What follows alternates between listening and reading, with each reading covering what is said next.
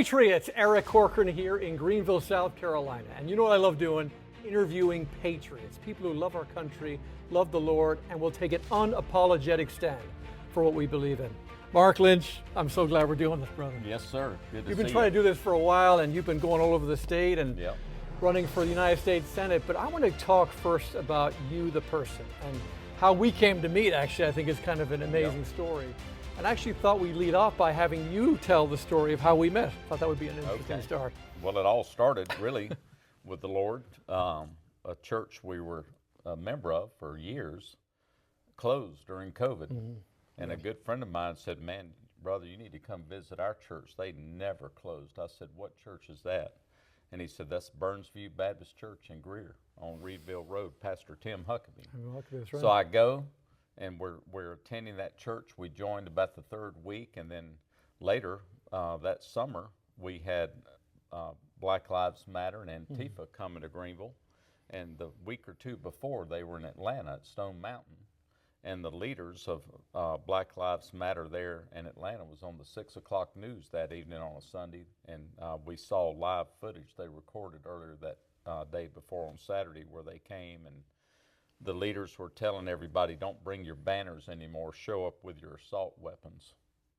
And then we caught wind they were coming to Greenville the next week to burn our history museum down and tear up some statues, and we said, "No, we're not going to do that." So we had a group that planned to go, and we went, and Pastor Tim Huckaby said, "There's a good friend of mine I want you to look for. He'll be wearing a blue suit with a red tie, but and had red, white, and blue boots on, the flags on the top of the boots, and he'll be carrying old Betsy right here. Same right here, same flag, that's right. And so you showed up, and you were standing by the statue, and I came up and joined you with my chest rig and my M4 on, and I said, "I got your back today, bro."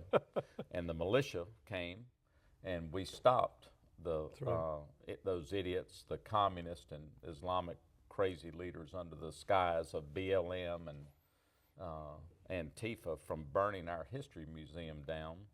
There were 60 city police officers there that day and 15 sheriff's deputies there, and Hobart Lewis there, our sheriff, to stop these idiots. And then we had a group of like 15 militiamen registered with Mark Hammond for the state, and then we had about 3 or 4 of us that came and stood, and we stood together in front of that statue, and our statue's still there. That's right. They came to a town that said, "I'm sorry, this is the wrong town to come to. Yeah, That's this is Charleston, this isn't, Minnesota, this is Greenville, South Carolina, and we live here."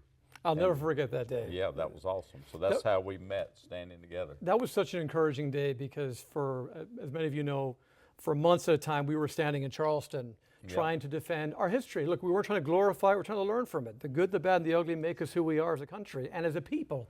I even said to one BLM supporter, I said, "Listen, have you had bad memories?" Yeah. Have you had good ones? Sure. Did you learn more from the bad than the good? Yes. In the same way, our country has to grow from our history. And Mark, why that stood out to me meeting you, I lost a lot of friendships in 2020. People I had gone to school with, people I had done fighting in the legislature on pro-life issues and many other things. When I met you, I said, well, Lynch, of course, Lynch Corcoran, Irish, of course we get along great. That's but right. Lindsey Corcoran, but I said, this is a guy who I would stand in the foxhole with, and we literally did that day. We need more of that in our country.